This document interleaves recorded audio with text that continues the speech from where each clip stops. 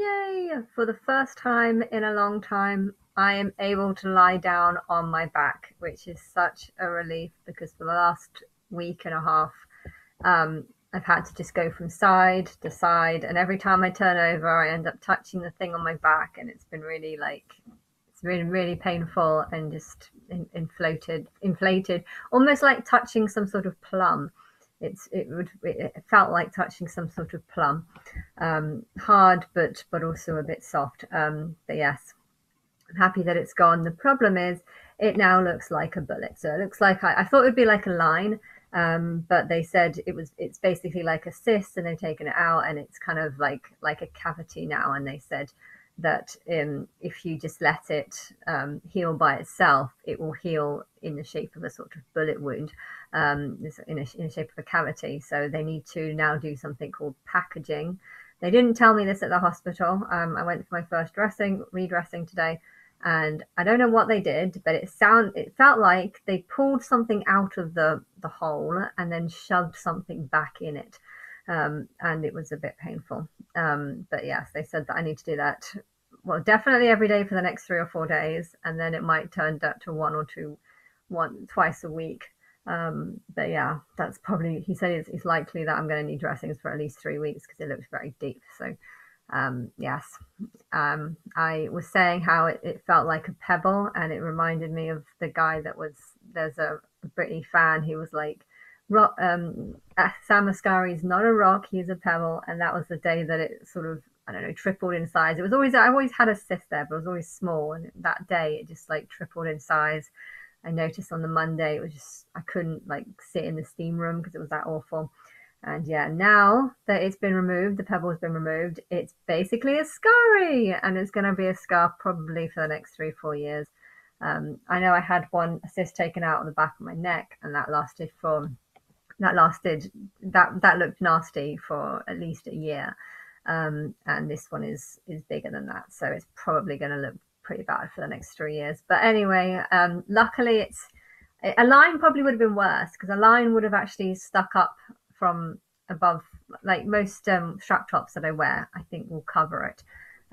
But yeah, even a bra strap might cover it as well because it's at that sort of place. But anyway, um, I'm glad that I can lie down on my back for the first time. Problem is, doesn't look like I'm going to be able to go to the spa because if they're shoving dressing in there, I'm going to have to probably go for a miss. Hopefully, I'll be able to go on Friday, but they'll probably tell me no.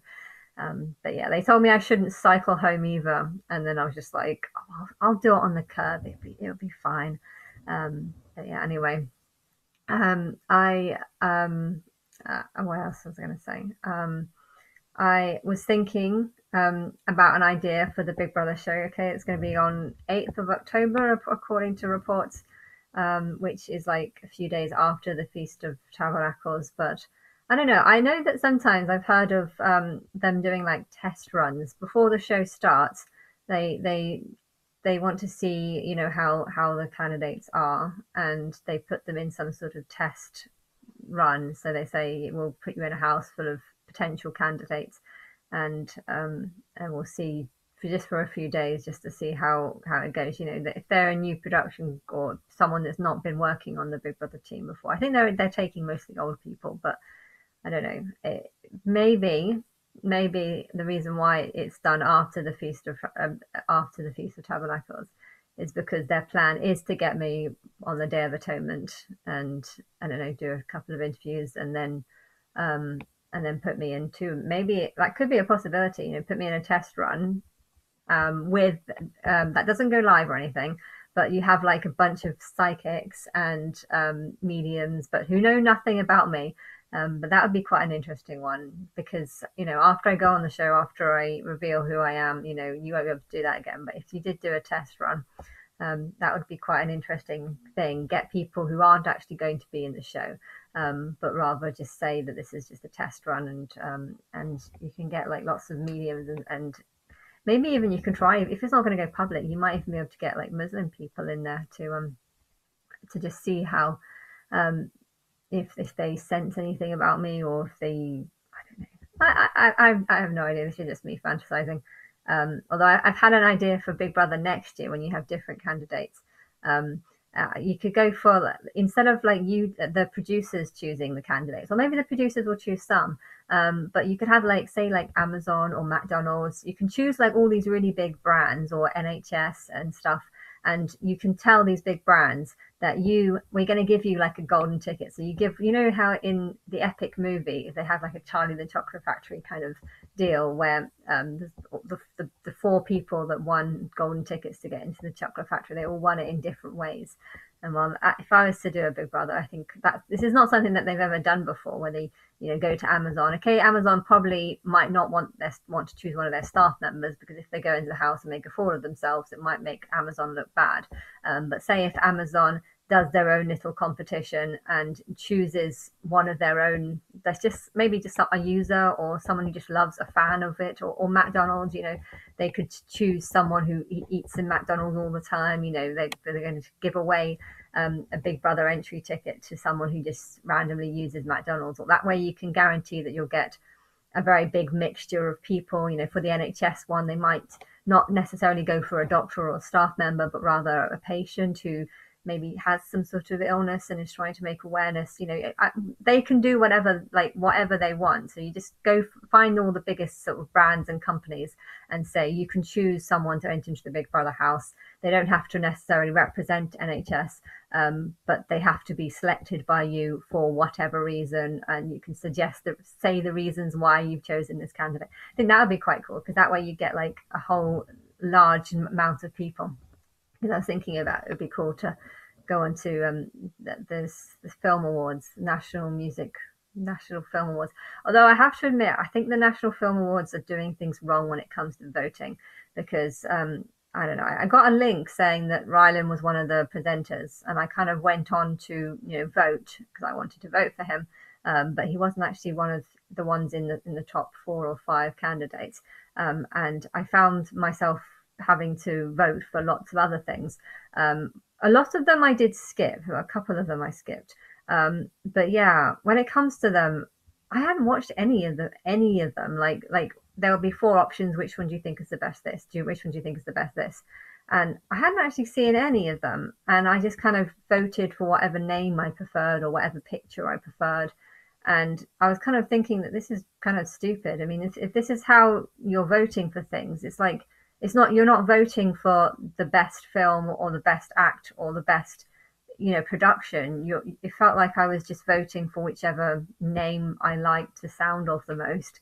And yeah, I feel like if you really want to in the future, because whatever you're doing now, I think you did it wrong. If in the future you want to have a proper competition where you actually choose the best show, I think you should do it differently.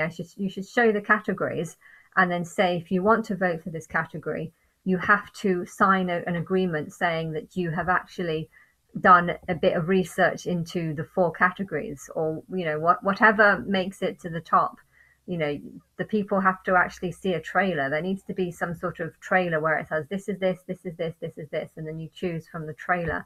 Because how it is right now, I only watch EastEnders. Now, I've not seen Coronation Street or Emmerdale or any of the others, and I'm going to vote for EastEnders. Okay, if I had to tick a box to say that, yeah, I've watched Coronation Street and Emmerdale, and EastEnders is the best. If I had to tick a box saying that I've watched all the other things and EastEnders is the best, I would tick the box. Yes, I watched all the other things, and I still think EastEnders is the best.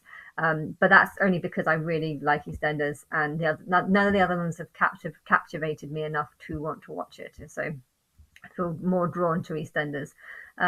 But yeah, when it comes to all the other ones, if I don't think I should be allowed to vote technically. I mean, if there's 4 things, best presenter is slightly different because I mildly did know who they were. But yeah, when it comes to all those shows, I never watched any of them. So technically, there should be a button, I've not watched these films. I don't know these things. And then, because it is, even if you get less votes, it would be better if there was less votes but more accurate votes. E.g., the people that vote are only the people that should actually say, I've watched all these films, and yes, this one is the best. And therefore, if you're allowing people to vote who haven't even watched the films, then I feel like whatever results are going to come up, they're not going to be accurate, they're not going to be the truth, and it's not going to be a real reflection on what's worth watching. It's just going to be out of popularity of who's heard that show, or it's but yeah, I would change that. But yes, that's all I want to say for now, I think.